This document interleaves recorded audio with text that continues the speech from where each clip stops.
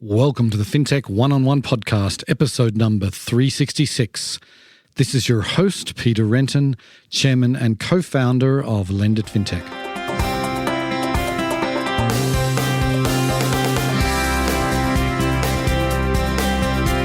Today on the show, I'm delighted to welcome Sandy Kemper. He is the CEO and founder of C2FO. Now, C2FO is a truly unique company. They are all about working capital. Probably no one has done more for small businesses to access working capital in this country than C2FO, but they're not a lender. A company has suppliers and they have customers. And what they do is they really help maximize cash flow by companies can sort of decide with their suppliers, how much they want to pay them, when they want to pay. And with their customers, they can allow them to pay them later for a premium. And this is all done at massive scale. We're talking, 1.5 million customers. We're talking, $200 billion of total funding, and it's growing all the time. Sandy talks about also the impact of these unusual economic times, and he actually has some really interesting insights to share there. He talks about the future of working capital and what's going to happen there and much more. It was a fascinating interview. Hope you enjoy the show.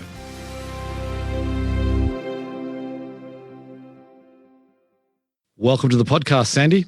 Wonderful to be here, Peter. Thank you.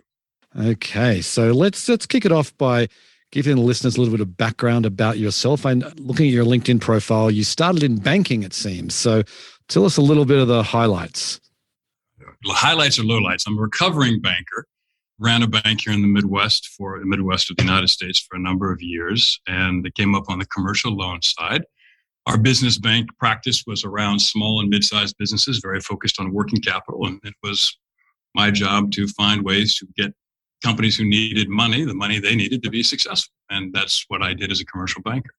Realizing that the bank itself had some constraints and there was financial underwriting necessary to that delivering of working capital, I began wondering if there's a way for us to do something that was more efficient. And early on, as a financial technology guy and banker guy, began to think about more efficient ways of getting capital to companies outside of the banking system.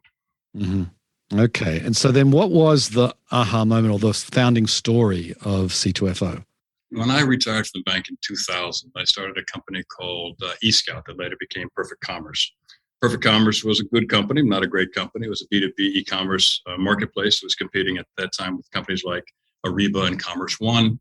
We were venture capital funded and we had wonderful funders. But by 2002, we had built a fairly decent business, decent revenue, but there wasn't a lot more capital to be had. That was a bit of a nuclear winter for venture capital and private equity. Mm-hmm. And we were very close to running out of money. And my CFO came to tell me that we might miss payroll. But yeah, we always had a fair amount of accounts receivable. And so I did what I think any one of us would do, got on the phone and talked to the people who owed us the money to see if they could pay us early. And I realized how clunky that process was, how difficult and somewhat risky it was to get on the phone with your largest customers to ask them to pay early. And I also realized they had no idea what the right market price for that early payment was. So the idea to create a more efficient way to be paid sooner with more price discovery on both sides of the equation was the origin story of C2FO. All right. So then, when I was reading about you guys in the early days, you managed to land a pretty big client pretty early, like Costco. I think I heard you say one time you had 12 or 13 people in your company when you landed Costco. So tell us a little bit about how you're able to position yourself for a company of that size. We were obviously very lucky. We were introduced to Costco by someone on the board who had heard about what we were doing. Costco has a very unique and I think very differentiated view of how it thinks about its customers and its suppliers. They're very holistic. They were looking for ways to reduce cost inside their supply chain. They were working with, at that time, a credit card company. And that credit card company, which remain unnamed, was portrayed in trying to persuade them to pay more of their suppliers via their card and then, of course, taxing the suppliers with interchange, which was not something that Costco wanted to do. They saw that as cost accretive, not cost reducing.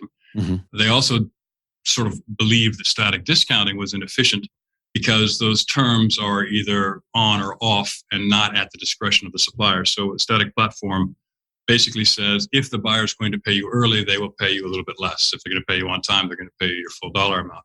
The supplier, in this case, doesn't know what's going to happen until you come to that crossover date for early payment. We built a platform that lets the supplier name their rate to be paid early. And Costco thought if that supplier was naming their price, by definition, they'd be satisfied with the price. They're telling you what they're willing to pay. And if you take that, then by definition, it's good. And so we started off with a very high net promoter score from day one, very high goodwill and satisfaction from our suppliers in the Costco marketplace. They were our first big client, and we were, as I say, very lucky, and they've been a fantastic client ever since. They got a ton of different suppliers there. You get them in, and suddenly you get a whole range of others in there. So it leads to additional large center nodes. So in our world, we think of that large business that has a lot of suppliers or a lot of customers as a center node. In our network is sort of node-enabled network discussion. They are our partner. The center node is our partner in the acquisition of their suppliers and their customers. A supplier can be paid early and be paid a little bit less, and hopefully a cost that is less than what that supplier is paying to the bank, or if they don't have a bank, giving them new available capital. In the case of a customer might be enabled to pay more slowly, but pay a little bit more. Right. So we create price discovery in our marketplace between those who have money and those who need money, whether that's the center node with a supplier or a center node with their customer. Right. Got it. Okay. So before we dig into that, I want to take a step back and just talk about sort of the working capital marketplace in general. Like as small business owners, they always need it. And I've been a small business owner pretty much my whole career, and it's always important to have access to working capital. And certainly in the last 2 to 3 years, it's been critical. But why do you think it is still so underserved today? I don't know that it's underserved. The nature of any sort of lending, if we're going to approach working capital from a risk-on perspective and think about the risk underwriting of providing capital against an account receivable or against inventory, the first charter of a bank, at least those who are governed well and or play by the rules of the government, is not to lose the depositor's money. Therefore, they have to be thoughtful about how they, and I say they, I'm still a banker in some ways, they have to be thoughtful about the way they loan that money, which creates a filter or an aperture through which only so much capital can pass. So if you think about working capital globally, B2B sales in the course of a year total roughly 240 trillion. On 60-day terms, that means that there's 40 trillion of accounts receivable or accounts payable on the books of businesses on any given day. In the whole world, Peter, and you and I know this from sort of back of the envelope math, thinking about how much capital inside the banks is devoted to working capital. Against that, 40 trillion of accounts receivable is available for potential liquefaction through lending. Only 4 trillion is available in traditional finance. That's all the asset-based lenders, that's all the bankers, that's all the supply chain finance people, that's all the traditional finance. 4 trillion trying to solve for this $40 trillion opportunity. So C2FO doesn't see itself as against the banks. It sees itself as stepping into the vacuum that the banks, because of the need for risk-based underwriting, cannot fill. So if you have to risk underwrite, you have to think about the potential loss. In our world, we just crossed 200 billion of funding earlier this month. On 200 billion of funding, we have had 0 losses because we don't loan money. We simply enable the early payment, which is the same as working capital.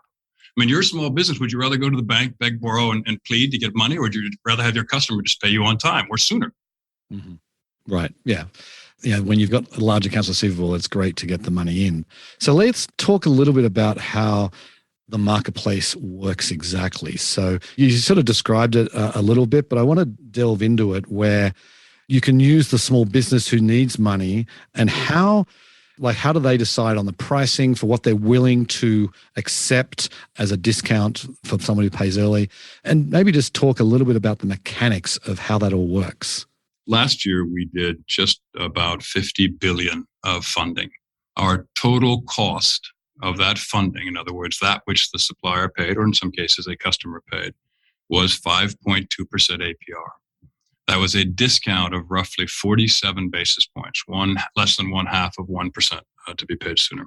So we wish to be, and believe we are, the most convenient, lowest cost source of capital for those who use us. And it's not because we're brilliant. We're not. We're just basic blocking and tackling company. It's because we've been able to eliminate credit risk. If you are Costco or you are Intel or you are Amazon or whoever you are, when you have an account payable, you've accepted the product or the good that your supplier has given you. You're going to pay in 30 days or 40 days or 50 days. The acceleration of that payment does not entail credit risk for you. Right. Whereas the taking of that account receivable to the bank does require the bank to risk underwrite you. So we reverse the flow. The idea of an intermediary coming between the reflexive sort of reciprocity, if you will, of the AR and the AP is ludicrous. The introduction of a third-party intermediary and the facilitation of capital flows between AP and IR only creates more noise, more cost, more risk underwriting. It's a relic of a broken financial system. So eliminate the intermediaries, create a marketplace for those who have money, the Costcos, the Intels, the Amazons of the world, to pay their suppliers early at a rate or price that supplier names. So if you're borrowing at 7%, put in 6. If you're borrowing at 5, put in 4. If you can't borrow, put in a rate that's right for you given your cost of operations and your potential return on the money that you're going to get. We built this platform and patented the ability for those suppliers or customers to name their rate for the working capital they want. So that's why we have such a high NPS.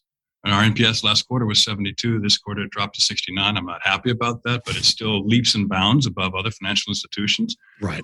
We've built an apparatus now for 1.5 million customers in 180 countries to be able to name their rate for working capital without having to be risk underwritten. Right. And then how much sooner on average are these people seeing the money? Like how many days are you saving them?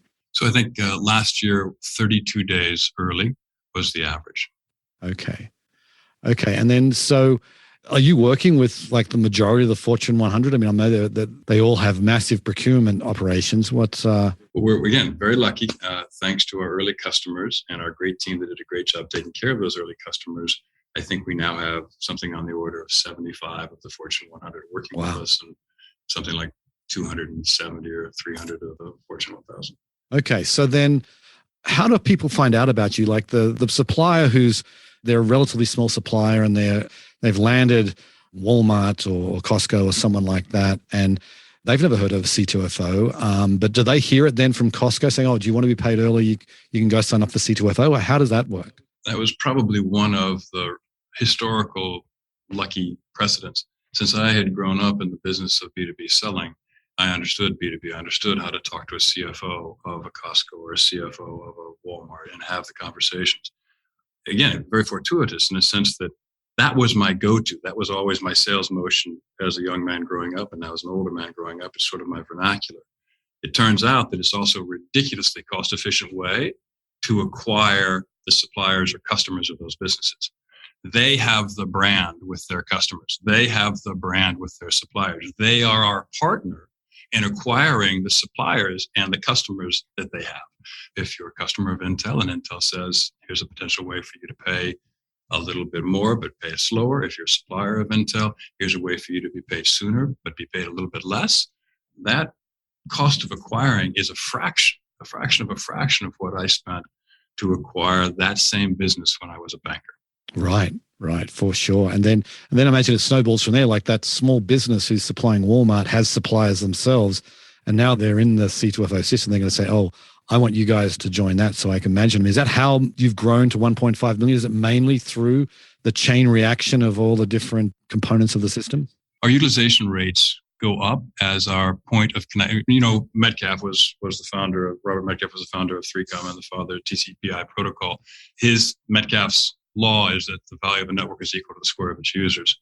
We actually see that in absolute fact inside our system. So as we bring in more connections, in other words, as that supplier who is a supplier to Costco is also a supplier to Albertsons, is also a supplier to Kroger, is also a supplier to X, Y, and Z, that platform becomes much more robust for that supplier because more and more of their working capital is there. So as we grow, additional network effects bring in more suppliers because there's more working capital for them to harvest on our platform than anywhere else. Right.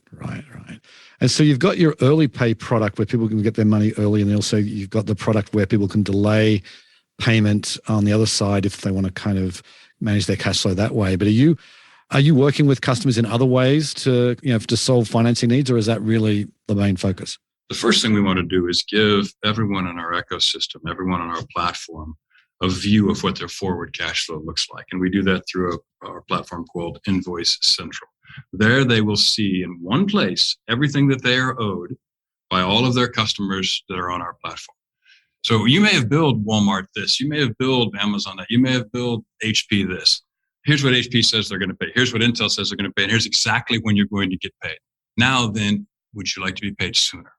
then they can come in and accelerate that. So the first thing we offer is a crystal, empirically true, not artificial intelligence, not anecdotal, an empirically true view of what your forward cash flows are going to look like. And then we give you the option to accelerate it at your price, at your discretion, when you want it, how you want it. So first is just better information, then flow of funds. And then, Peter, if we do our job as time passes, and we're nowhere near there yet, we only have $2 trillion matched in our marketplace today. It ought to be $20 trillion. So there's a lot of work for us to do. But if we can get to that, then I would think it would be possible potentially for us to be able to publish a C2FO score or a C score for small and mid-sized biz to be able to use to reduce their cost to borrow from banks for things that we don't do today. Right. Term loans, equipment loans. Right? We need to figure out a way. Small business is 50 to 55% of all major economies' GDP. And yet they are the most underserved by the financial system. You and I just talked about the reasons for that.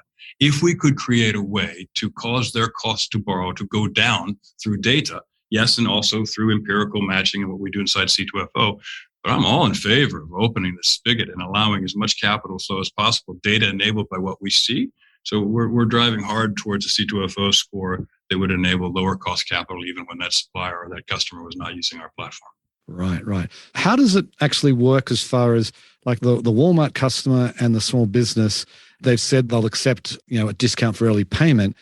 How do you ensure that happens? What's the flow of funds like? Are you pulling from Walmart or what are you doing? So every night, the good men and women of C2FO and the systems they built take in 50 million approved invoices from the biggest businesses in the world. These invoices are coming from the AP systems of the Fortune 1000. This is the promise to pay. I'm going to pay you, Joe Supplier, in 32 days. So we take that 32-day promissory, right, which is basically their account payable. We push that off to Joe Supplier. Joe says, I know what I'm repaid in 32 days. That's awesome. Thank you very much, C2FO. I can now accelerate it on our platform. So we see first the AP. Second, we see the offer potentially from the supplier or the customer. And then third, we see whether that was paid or not. So we do see the audit trail and we help if there is a problem. We can help that entity that wanted or needed that capital. We can help that entity get it if somehow it was processed or lost in process or otherwise. So we present another helping hand, not just technology, but we put a voice and a face and a human behind the technology. If something went wrong, we want to be able to help take care of you. Happily, very rarely does anything go wrong because the center node or the big buyer, those are the Walmart, the HP, the Intels of the world, they're wanting to do this to strengthen their supply chain. They're wanting to do this to strengthen their customer base. And by the way, they're also reducing their cost of goods when it's a supplier because they're paying a little bit less, but paying earlier. And they're increasing their revenue with the customer because they're going to be charging a little bit more, but being paid a little bit later. Right. Gotcha. Okay, so then what are the verticals or the industries that are most popular on your platform? Any industry where there is a diverse supply base, any industry where you have a fair number of nodes, right? So basically everything. We're very fortunate. We started in retail. Retail's been very good to us. We've got a great vertical in technology, logistics, transportation, manufacturing, automotive, aerospace. Capital is fungible across all entities and all industries, and everyone needs it. So I wish I had the foresight to tell you I was this smart when we started the company. I was just trying to solve a problem for myself. But This is a fundamental problem in all business. Working capital is fundamental. It is, to me, and we said this, I'm sure you've heard me say this before, working capital is water for commerce. Just that simple. And there's no reason for it to be restricted. And the only reason it's restricted is because we're involved in this risk-based underwriting shenanigan, which should not take place in working capital. When you can match up the AP and the AR and you can accelerate payment, you don't need to risk underwrite. Right. Okay. I want to switch gears a little bit and talk about a Wall Street Journal. I think it was an op-ed that you wrote. It was a little while ago during the pandemic, early days of the pandemic, if my memory serves me right. Maybe you could describe what you were sort of putting out there into the world as far as an idea for helping kind of stimulate the economy in the early days there. I think the banks did a fantastic job in many ways with PPP. I think Main Street Lending Fund by the government was a little bit more challenged. I watched, because I'm still on the board of the bank that I ran, I watched our bank work 7/24 for months to get all the PPP processed, and they were fabulous and fantastic, but they still didn't get everything done. I was arguing that it might be better to fund that center node, to allow the center node, in this case, a large corporation, who was rightly concerned at that time because they didn't know what was going to happen to their business during the pandemic. So many of them began being a little bit more careful on how they paid. They weren't paying early. Sometimes they were paying later. We saw this happen in droves. So what if we could have brought money to that center node to accelerate payment, in particular to small and mid-sized businesses? And as we dug deeper, what we saw, Peter, is we saw that even those small businesses that were doubly disadvantaged, unfortunately, I hate to say it this way, but in a majority minority world, MBE business, brown and black owned business in the United States, female owned biz, women owned biz in the United States, utilize our platform, and I'm very proud of this, utilize our platform 5 to 7 times more than their majority cohort, their male cohort, or otherwise. Why is that? Because the financial system today isn't there for them. It isn't serving them well. And we can get into lots of reasons why that exists. But the fact of the matter is, small biz, diverse biz, women-owned biz have a harder time securing capital. And our position was, let's get them paid sooner on our platform at rates that are ridiculously low, even below the 5.2% APR that we did. Let's get them paid at 1.5% APR. Let's get them paid at 0.5% APR, because these are the companies that are struggling the most right now in this pandemic. Yeah, thank you for saying that what we wrote. It turned out, as you can imagine, it's sort of hard to move the government. We were trying to inform public policy, and I think that's measured in not in sort of our time, but in geological time. So we just didn't, Right. we didn't have enough time. But a lot of our private companies, a lot of our private sector companies saw that and said, wait a minute, you don't need the government to do this. Let's do it ourselves. Right. Right. So Walmart, Albertsons, Intel, others have put together markets that are there for those diverse businesses at rates that are really outstanding. And I think it's solving a major problem for businesses that were not able to get capital as efficiently as before.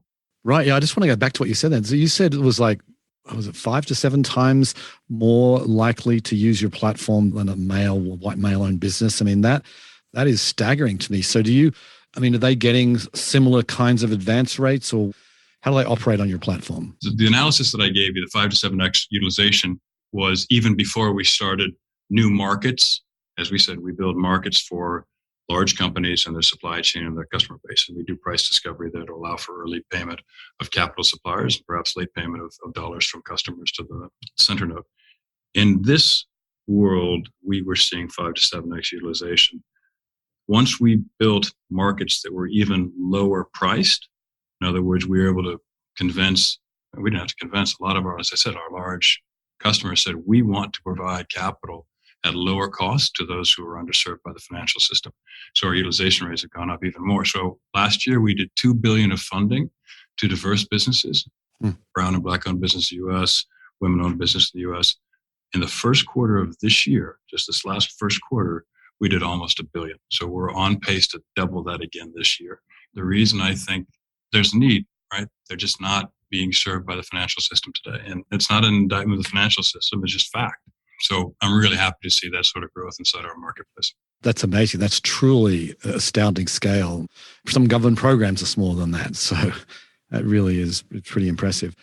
So then it sounds like you're operating beyond the United States, because obviously we live in a global world. I mean, what is your operating? That was the other thing that I wasn't smart enough to realize. Like, it's one of those deals like, oh boy, we landed Costco. And then it was, oh crap, we landed Costco. We were immediately global with 13 people, right? Because they had suppliers all throughout the world. We have customers, funded customers in about 180 countries around the world. We operate in 46 different currencies and something on the order of 16 or 17 different languages. Happily, we're not 13 people anymore. We're up to about 900 folks. And again, great team that's done a great job building a platform. We spent the money early on to build a global platform that's capable of doing this type of working capital flow, regardless of where our customer is. We decided not just to be retail, not just to be US. Our position is very simple. We want to see that every business in the world has the capital they need to thrive. First step we can take is by de-risking the provisioning of capital, which allows us to lower the price for that working capital and create a marketplace so it is just ridiculously easy for those who need it to get paid sooner, to alleviate their working capital needs. So global platform, low cost, convenient, ridiculously easy to use, with that patented ability for our customer to name their rate for the working capital they need, which gives us that 69, 70, or 72 NPS. Right. Okay, I want to talk, if you could, a little bit about just what's been going on this year. I mean, we live in unusual economic times. Obviously, there's inflation, there's trade disruptions from the war in Ukraine. I mean, what are you seeing inside your platform that's sort of hitting home with what the economic circumstances are today?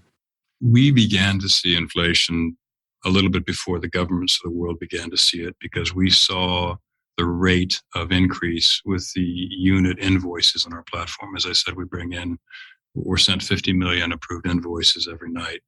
And if we were to isolate down on like to like over the course of time, we began to see a rapid increase in average invoice size well over 12 months ago.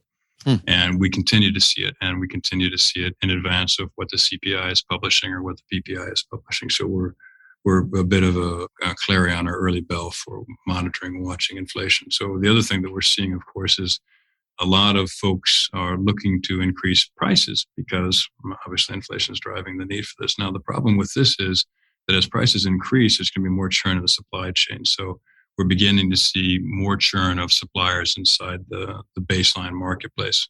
I suppose this is the way of the world.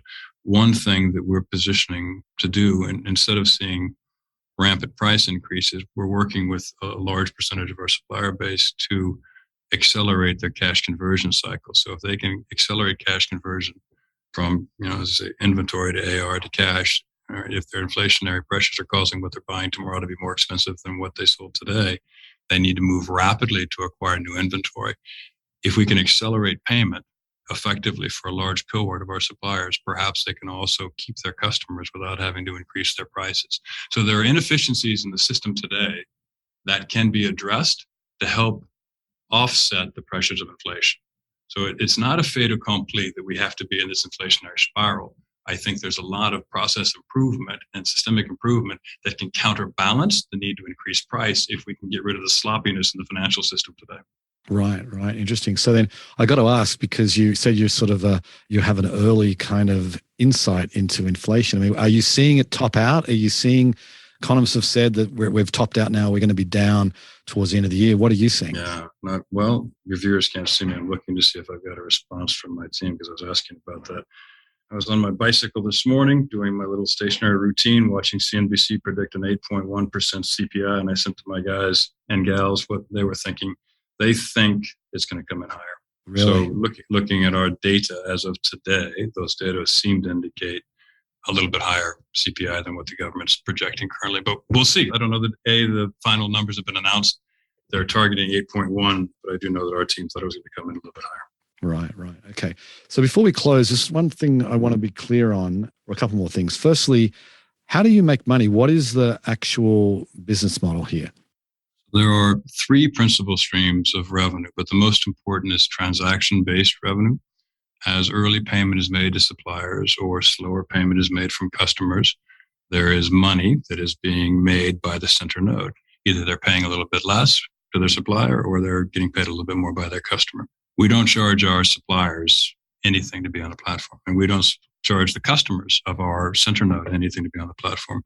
We simply say to that center node, again, we've named a lot of our customers already, but XYZ customer, if you're making 10 million or 50 million of reduced costs or more revenue because of our platform, would you share 20 to 25% of that with us? And so we don't have a SaaS model, but we have a highly predictive transaction revenue model, and our net revenue retention is 133% per year. So I'd rather be transaction revenue based than flat SaaS based. Right. Got it. Okay. So then last question. I've heard you mention before, I think you said there's $40 trillion of outstanding receivables every year. I mean, what is... No, not every year, every day. Every day there's 40 trillion, right? You have to think about it. Account receivable, account payable is a balance sheet metric. Right. Cost of goods, revenue is going to be an income statement metric. So 240 trillion of trade between businesses in the course of a year on 60-day payment terms means you've got about 40 trillion of AR or AP on the books of businesses on any given day. Gotcha. So a huge market. Had no idea when I started the company. I think sometimes it's just better to be lucky. I was awfully lucky that I had a problem that was personal, but it was also a really big market. So our team has done a great job building into that market. So my last question is this, then what's your vision for that $40 trillion? Because right now, obviously, it's not being met in its entirety or even close to. How do we get there? How do we make this $40 trillion, available to everyone who wants it? There's probably a million ways to solve for it. We think we've got a fairly efficient, effective way in the creation of marketplaces that allow for the de-risking of this working capital. Let me put a finer point on it. We'd love to see more people in this space. We'd love to see more people focused on this, because that 40 trillion, or in this case, 36 trillion that's unfinanced, costs the world's economy plus or minus $3 to $4 trillion per year. Okay, there are grand total of 4, maybe now 5 countries in the world that have a GDP greater than $4 trillion. So imagine bringing in a country like that online. Now imagine adding 4 trillion back to the world's economy by solving this vacuum gap of opportunity, by solving this need for more capital against that which is out there. And the only way you're going to do it, I think, is through more transparency, more marketplaces like ours, less risk underwriting, and more open flow of capital at prices that work for customers. Right. Well, we'll have to leave it there, Sandy. Boy, that's a tantalizing thought. And I think you've got a great thing going there, and really appreciate you coming on the show today. Thank you, Peter. Really joy to be with you. You know, to me, it's such a simple idea that C2FO have done, but they've executed obviously extraordinarily well. And they've got now network effects where there's huge numbers of companies dealing with both their own customers and their suppliers on the C2FO platform, optimizing the terms that are most suitable for them. Obviously, in difficult times, really trying to delay payment as much as possible and get in payment as early as possible. When things are going well, they could do the opposite. So it really is such a unique and I think worthwhile endeavor for companies, because as Sandy said many times, like, the working capital piece is so critical for companies, and he's found a way to kind of juice the system, and that is certainly a good thing. Anyway, on that note, I will sign off. I very much appreciate you listening, and I'll catch you next time. Bye.